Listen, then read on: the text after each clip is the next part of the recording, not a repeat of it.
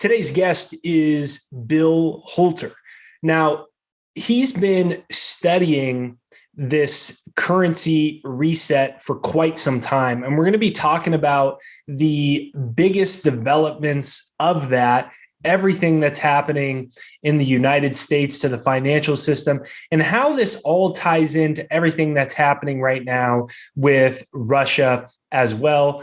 Bill is also a licensed gold and silver bullion dealer. We'll link his contact right there down below where you could get in touch with him.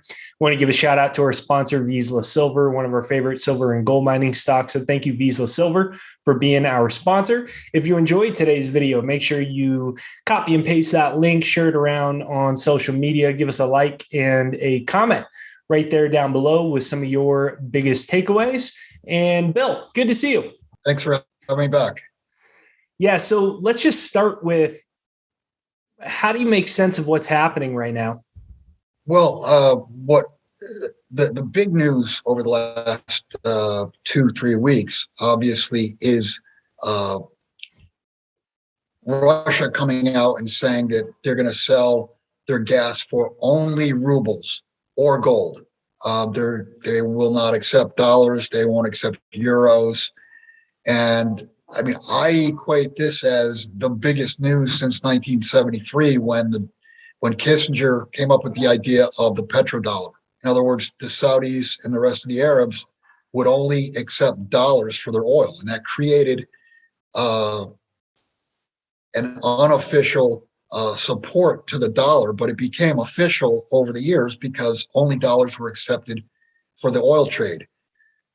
Now, Russia is saying that they will only accept rubles. If you want their gas, you have to pay in rubles. And I'm sure that's going to expand to the rest of their commodity base. Gas, wheat, oil, you name it. What they're doing is they were threatened to be kicked out of the SWIFT system, and then they were actually kicked out of the SWIFT system, and they've had a good deal of their reserves frozen. And you could replace the word frozen with stolen if you want. They also came out and they said that they were going to bid 5,000 rubles per gram. And when they came out with that, this was probably 2.5-3 weeks, about a week and a half to 2 weeks ago. When they came out with that bid, the ruble had been crushed after the beginning of the operation. It went from about 80 rubles to the dollar to 140. And when they came out with that 1,000 rubles per gram, the math worked out to $1,450 US dollars per ounce. As of now, the ruble has strengthened almost every single day for the last couple of weeks. That bid now would be well over $2,000. It'd be $2,050, $2,100 in that neighborhood. However, yesterday they canceled. I shouldn't say they canceled. What they did is they said they're not going to do a fixed bid, but they will negotiate bids in rubles. They will pay for gold in rubles. So part of the story was they're going to be a seller of gold because they need capital, but that's not the case. They are a buyer of gold. So I'm viewing it as throwing a monkey wrench in the globalist plans for the Western reset, if you will. This is Putin saying he's not going along with it. Now, can we go a little bit more into, you said you think this is some of the biggest financial news ever. You said the biggest since Kissinger with the petrodollar. Can we go a little bit more into that? Well, yeah. I mean, the world that you've lived in your entire life has been with the dollar as the reserve currency.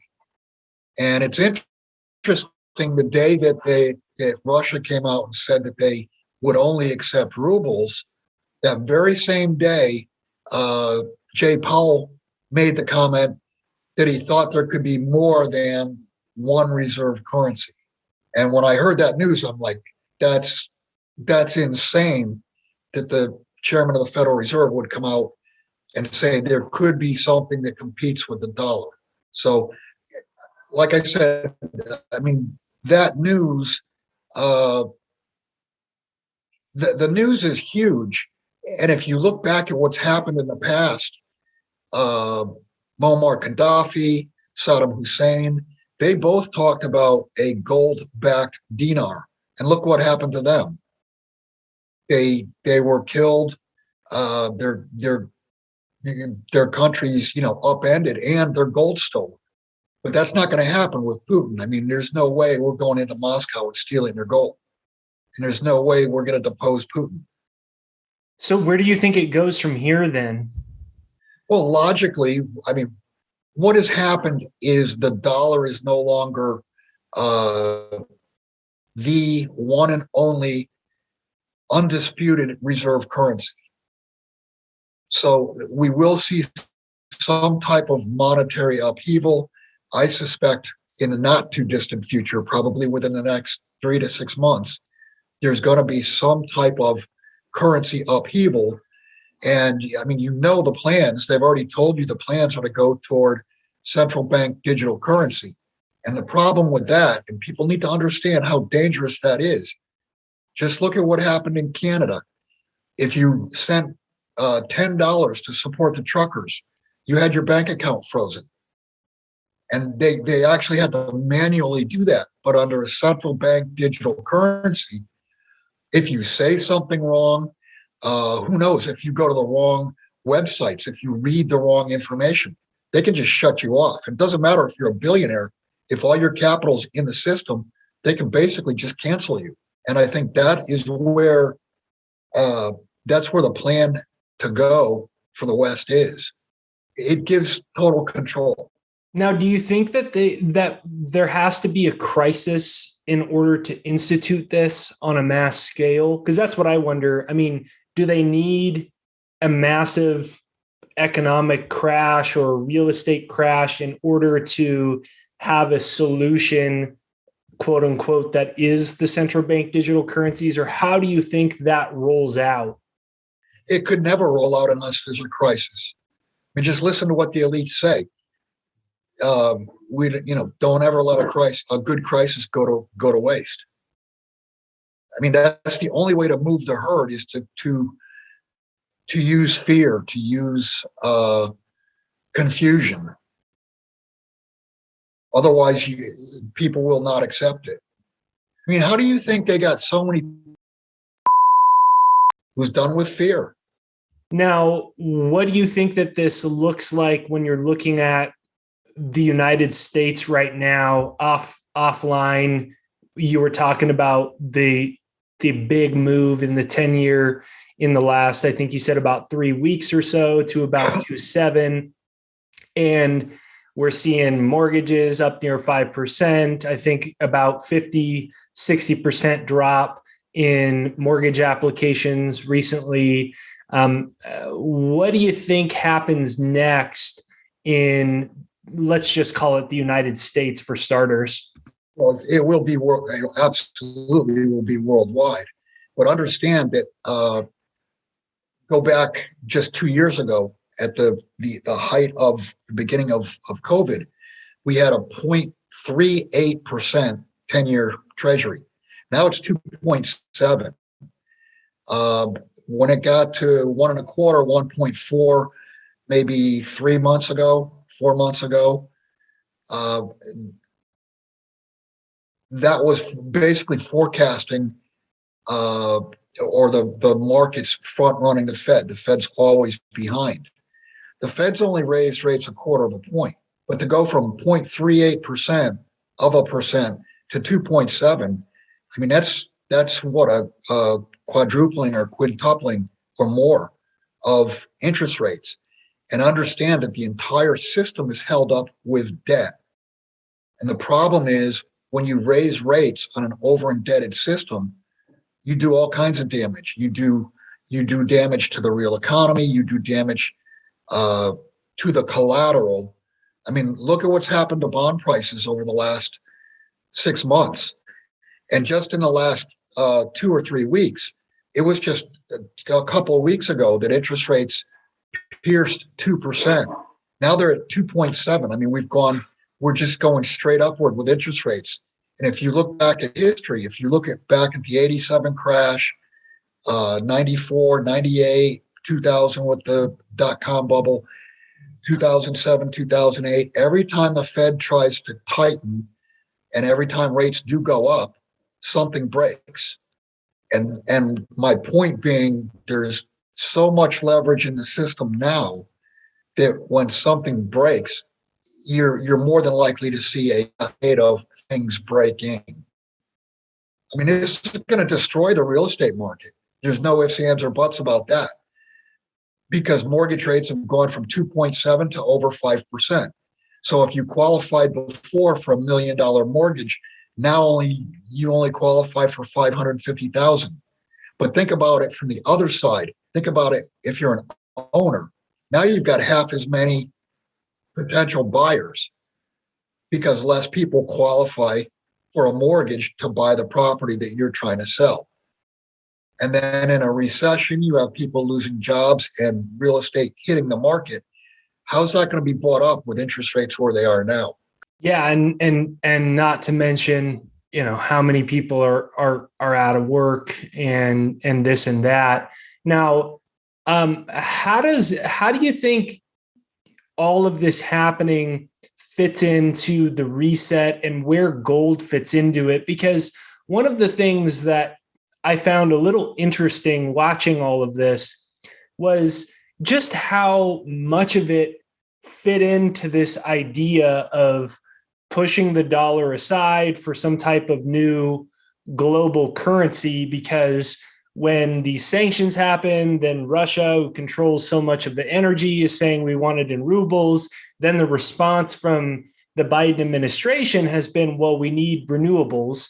And they said the other day, 150 trillion printed over the next, I forget the exact year, with 20 years, 30 years.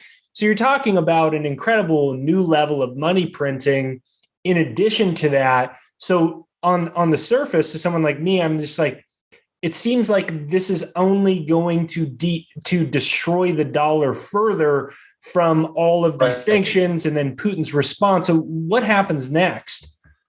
Well, you're right. It's like we're shooting ourselves in the foot. Inflation's already raging, and what they've come out and said is, well, no, money printing doesn't cause inflation, and deficit spending doesn't cause inflation, but it absolutely does. I mean, they're lying straight to your face. The dollar is not on the USDX. The USDX is comparing itself to euros, yen, other fiat currencies. But if you look at real goods, just look at the cost of real goods, that shows you that the dollar is being debased. And we're at a point now where we're at the point again where we were back in September of 2019. That's when the repo market broke. Interest rates went from under 1% to 10% overnight. And then conveniently, COVID came along, and the Fed was having to spend $50 to $100 billion per night to put into the repo market to keep that from blowing up. And here we are again. We're at the same point in time where even more so, where inflation has heated up, and the Fed is saying that they're going to start quantitative tightening. They can't do that. They're going to have to force more money into the system to keep the debt bubble from imploding. And forcing more money into the system, what does that do? That creates more inflation. So the Fed is truly stuck here because they do need to tighten. They do need to do something about inflation. But if they do what's right to tamp down inflation, to slow the economy down, to slow inflation down, if they do that, then they blow up the credit side of the equation. And everything runs on credit. All the financial foundations of the world are credit. Whereas 50 years ago or 100 years ago, all the foundations were hard money. The foundations were real goods, real collateral. And now it's credit, it's debt. Okay, so now obviously they know what's happening. Do you think that they intend to keep tightening for a collapse, or is this them acting like they're going to do something before they reverse course and print more money? In order to have a reset, they're going to have a crash ahead of time. So, I'm on the record as saying the things that have been done are just too stupid. I mean, nobody would do the things that have been done. It has to be the plan. I mean, I don't sit in on the board, on the board meetings, but it has to be the plan. And I think that's what they're going to do and the other thing is, I think there's got to be some type of false flag. I don't think it's just going to happen. I think they have to have something to point at and blame. They have to be able to say our plans would have worked if it wasn't for XYZ, whatever the false flag turns out to be. But the danger of a false flag now, in my opinion, is as high as it's ever been. Is that a cyber attack? I mean, what is your best? No, who knows? Oh, okay, no idea. Now, then, once the credit market blows up, whenever this happens, then is that the first iteration of the reset? You've talked about how there's 2 or 3 iterations. One is the globalist, man-made reset. And then the next is ultimately, more of a natural one. So the credit market blows up and then they say, look, this whole thing's unfair. So we've got these CBDCs and we have this whole new system. Right. Is that what comes then? I do believe that that's going to be the chronology, is that the man-made reset will use whatever chaos, confusion as an excuse. They'll point at our plans would have worked, but okay, here's the alternative. This is what we're going to do. The problem is the man-made reset currency is still going to be fiat. As a matter of fact, currency is going to be even worse because they will have the ability to shut you off. And I don't think it will be. I don't think there's going to be confidence in whatever man-made system comes next, and that will lead to literally a Mother Nature type of collapse, and then Mother Nature will sort out value versus value versus value. Because when we talk about reset, we're talking about prices need to be reset, prices of all kinds of goods.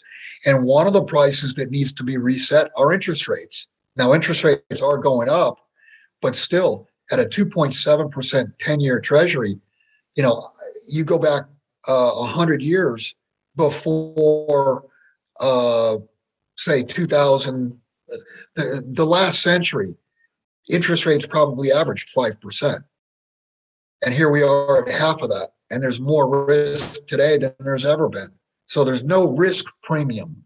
But the reset is going to affect everything. It's going to affect currency values, cross-currency values, stock prices, bond prices because of interest rates. Everything will be reset against each other. One of the things that I've been watching quite a lot is, these new lockdowns in Shanghai and the effect that can have on the supply chain, which of course is already quite depleted. Now, do you foresee food shortages, energy shortages, and general product shortages continuing in the face of these types of economic issues? Do you think we're in the early innings of that? Well, yeah, obviously, if China's locking cities down, well, yeah, that's going to affect global trade without a doubt. What's happened is the supply chain has been so jacked with. They try to push too much through it. Then you get shortages. It's stop, start, stop, start. When you do that to a supply chain, you break it. And that's where we're headed, is toward a broken supply chain. And I've always said that I believe that it will be credit that breaks, and then there won't be any supply chains. Think about it. How do any goods get produced? How do any goods get to the ultimate point of sale, how does anything get done without credit? Because everything runs on credit. So if they shock credit, and you're seeing credit get shocked with rates going straight up over the last 3 to 6 months. Yeah, I didn't really think about that, right? Because if the whole global supply chain is based off of credit and the credit market blows up, that's when shit really hits the fan, I guess, huh? Exactly. Yeah. So where do we go? Think about your daily life. Think about your daily life. Everything that you do, everything that you touch, there was credit involved in creating it. Turn on your light switch. There's credit. Your electric company uses credit. Eat a slice of bread, drink milk, put gas in your car. Anything and everything that you do requires credit to create. And that's the problem, is that there's been too much credit, and the vast majority of that credit is bad credit because it relies on someone else to perform. It's not just a credit deal between you and me. You're not going to do business with me if you know I'm doing business with someone else who's broke, because you're going to be worried about me paying you. And that's what happened. That's what happened in 2008 with the great financial crisis. But we're way down the road from there and have lived on life support ever since. I mean, all central banks have been easy since 2008. There's never been a point in time where they actually tightened credit conditions. And I'm telling you, they cannot tighten credit conditions. They say they're going to. They say that they've stopped QE, but their balance sheet is still increasing. Now, let's talk a little bit about the ways that you are strategizing and preparing for this, and what your best advice is, especially now that things seem to really be picking up. They seem to be quickening a lot, I would say, the last, Absolutely. Since the start of the year. I mean, at this point, you have to strategize and prepare strictly for yourself and whatever family members you think are going to end up with you. You need to prepare with food. I mean, you need to prepare with everything. You need to have the mindset that stores are going to be closed, and that even if they were open, there won't be any goods on the shelves. So what you need to do is you need to become as self-reliant as possible and think out over the next year, 2 years, 3 years. What are the things you know that you're going to need? You need to purchase those now while you can, because they're not going to be available. Yeah, I've been following some accounts of people that live, Westerners that live in Shanghai during these lockdowns, and they've gotten so bad that people can't even get water because you're not allowed. They arrest you if you leave your house. But since 26 million people are all using the same apps to try to order food, the apps are shutting down, and so people are going 3-4 days. No food, no water. And when they're getting stuff, they're getting almost nothing. Right. Well, I mean, that's where this is all headed. Where do you think gold fits into this? Is it that credit market collapses, they try to move to the CBDC thing, and they always just keep a revaluation of gold in the back pocket when they need it? Or how do you think it all fits in here? Well, there's two ways to look at this. One, the central banks have gold, so a revalue higher gives them more collateral. From an individual standpoint, basically, the reason you own gold is to get your capital out of the system, so it's not sitting in a bank or a broker that goes bankrupt. They close, and at the same time, the dollar is collapsing in purchasing power. Owning gold gets your capital out of the system, and it will allow you to go through reset number one, reset number two. It allows you to go from where we are now into whatever the new system will be in 5 or 10 years. You arrive into the new system with wealth. Gold has been wealth for 5,000 years. It's the most liquid asset anywhere in the world. I mean, you could sell gold in any country, anywhere in the world. And the idea behind owning gold is to be able to carry your wealth from here forward to whatever the next system is. You'll arrive with wealth. Silver, the same thing. However, you may end up having to use some of your silver to survive. It gets you from here to there because you'll be able to barter. You can buy things. You can go. A farmer understands silver. If you want eggs or chickens or goats or whatever, you can pay in silver. Farmers will take it because they understand it. Imagine trying to get a farmer to accept Bitcoin. Okay, so what are you watching right now? Most importantly, as we kind of wrap up, are you watching the 10-year? What's really got your primary focus? Is it what? Yeah, probably watching the 10-year.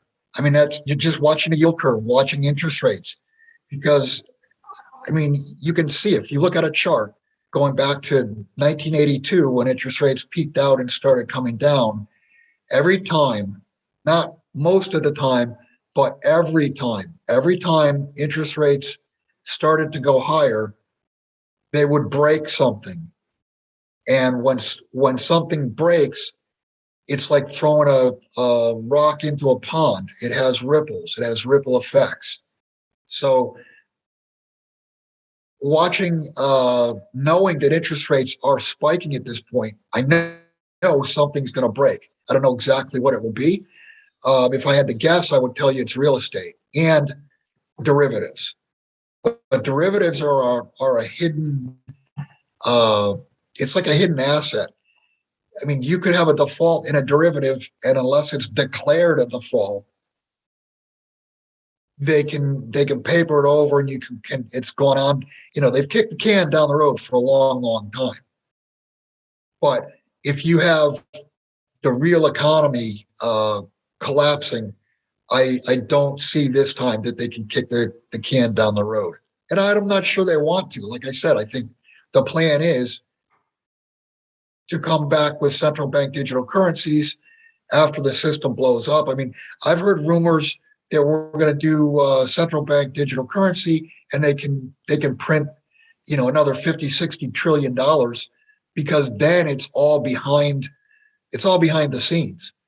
There's no way to the way it stands right now. I mean, you could look at the Fed balance sheet, and I think actually, if somebody did a calculation of the Fed balance sheet, I'll bet you, with how strongly interest rates have gone up, I will bet you that the Fed has a negative equity balance. In other words, they're insolvent, but because they have the ability to print, they can just keep on printing. But that's what backs the currency. Right. The real estate market's going to be interesting too, because as you know, so many Americans have almost their entire wealth or their unrealized wealth in their real estate. And if that's cut in a substantial way, you've got a bigger percentage of Chinese have their wealth in real estate. So, it's devastating here. It will absolutely be devastating in China. Yeah, so this is a global phenomenon that we're watching. Right. Is there anything I've missed that you think is important, Bill? No, I think the most important thing that people get out of this is most people at this point have the feeling that there's something that's not right. Can't really put their finger on it. They can't exactly say, well, I know this, it's this or it's that, but I just know that something is not right. And I would just say, follow your intuition and prepare. Try to become as self-sufficient as possible. I mean, you're giving instances of people that, are without water. I mean, that's the most basic of basic. Yeah, it's been amazing to watch some of these accounts. A lot of Europeans that work in Shanghai that have been doing basically a play-by-play. And some of them, hey, I'm on 3 days, no water. That's it's pretty wild to watch. Well, the 3 days,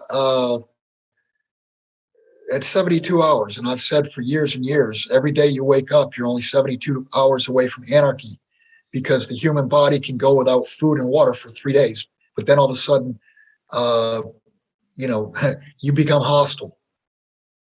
Yeah. And it seems like we're getting close to that, right? You talked how it's amazing to watch the shortages now. And I didn't even consider the fact of the credit market hasn't blown up yet and how that would influence things. So that was very enlightening. So Bill, where can people reach you?